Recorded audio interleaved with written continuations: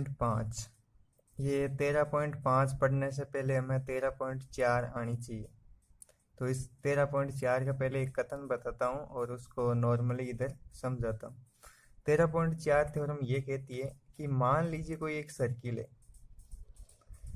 और इसका centre point O है। अगर इसके अंदर कोई जीवा है, मान लीजिए इस जीवा का नाम है AB। इस जीवा के इस बिंदु पर कोई स्पर्श रेखा खींची हुई है, मान लीजिए ये स्पर्श रेखा है PQ। इस जीवा और स्पर्श रेखा के मध्य बनने वाला कोण इसी जीवा के द्वारा इस वृत्त के शेष एकांतर खंड में बनने वाले कोण के बराबर होता है। यानी कि इस जीवा और इस स्पर्श रेखा के मध्य बनने वाला कोण इसी जीवा के द्वारा इस शेष वृत्त में बने कोण के बराबर होता है। यानी कि ये एंगल और ये एंगल बराबर होता है। ये प्रमेय है 13.4। ये मैंने इसका वीडियो नहीं बनाया है। क्यों नहीं बनाया है? क्योंकि ये पिछली बार बोर्ड परीक्षा में आई हुई है, इसलिए इसके चांसेस कम है। लेकिन ये हमें आनी चाहिए, ये आएगी तब भी ये थ्योरम 13.5 आएगी। अब हम 13.5 को पढ़ते हैं। ये 13.4 थी, इसको नॉर्मली समझना था।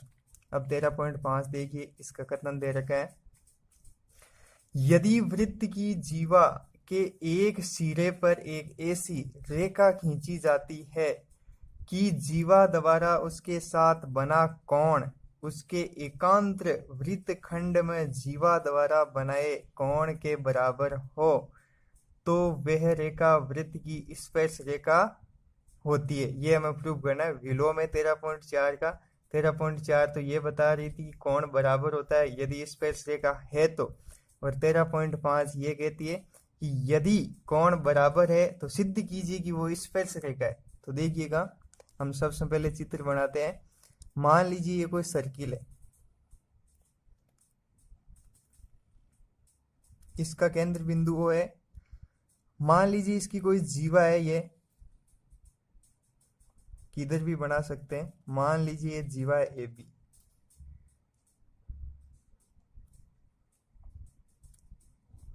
अब देखिएगा, इस पर कोई स्पर्श रेखा खींचते हैं हम PQ। ये हमें प्रूव करना है कि स्पर्श रेखा है। माना अभी हमने केवल खींची है, ये है नहीं अभी, ये तो हमें प्रूव करना है। क्वेश्चन में ये दे रखा है कि इस जीवा के द्वारा और इस रेखा के द्वारा जो बनाया गया कोण है, वो कोण और इस जीवा के द्वारा एकांतर खंड में बना कोण बराबर है। मान लीजिए ये एंगल, यहाँ पे कोई बिंदु C है। क्वेश्चन में ये दे रखा है कि ये एंगल और ये एंगल दोनों बराबर है। हमें प्रूव करना है कि जो PQ रेखा है वो इसकी स्पर्श रेखा है। तो इसको स्पर्श प्रूव करने के लिए मान लेते हैं हम कोई स्पर्श रेखा खींच लेते हैं। मान लिया ये कोई स्पर्श रेखा है, इसका नाम है P', Q'। ये हमने माना है कि स्पर्श रेखा है वास्तविक रूप से। तो सबसे पहले जो दिया है हम लिखेंगे, दिया है। क्या दिया है? एक वृत्त दिया है, एक वृत्त जिसका केंद्र O है तथा इसमें एक जीवा AB है एवं कोण ये, यानी कि AB और Q, कोण ABQ बराबर है किसके? कोण ACB के। कोण ACB, ये दो एंगल बराबर दे रखा है। अब हमें सिद्ध करना है, सिद्ध करना है। क्या सिद्ध करना है? हमें यह प्रूव करना है कि जो PQ रेखा है वो इस सर्किल की स्पर्श रेखा है। हमें प्रूव करना है PQ वृत्त की स्पर्श रेखा है। अब थोड़ी सी हम रचना, जो हमने रचना की थी वो लिखते हैं। रचना, कंस्ट्रक्शन। रचना क्या की थी हमने?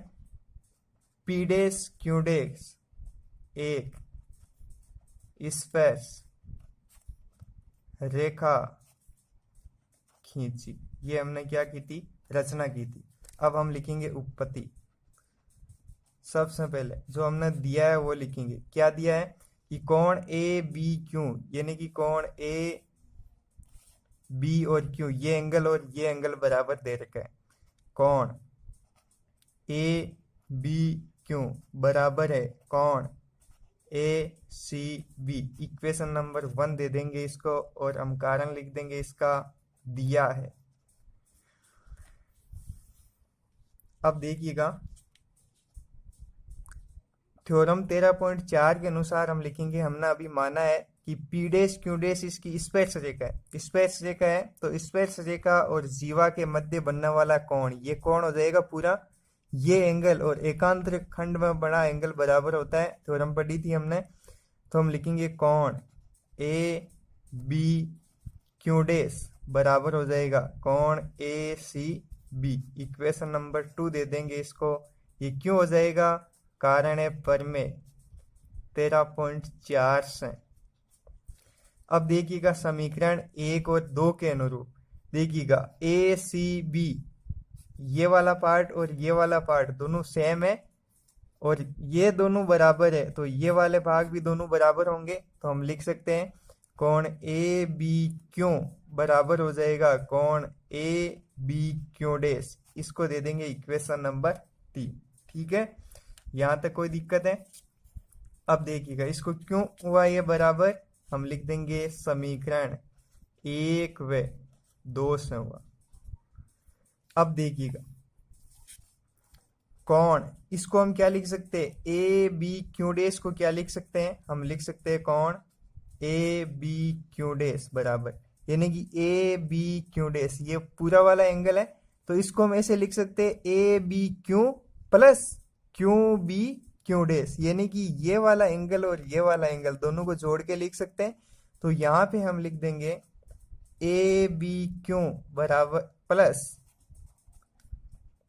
क्यू बी क्यू डैश, यानी कि ए बी क्यू डैश जो एंगल है वो कोण ए बी क्यू प्लस कोण क्यू बी क्यू डैश के बराबर हो जाएगा।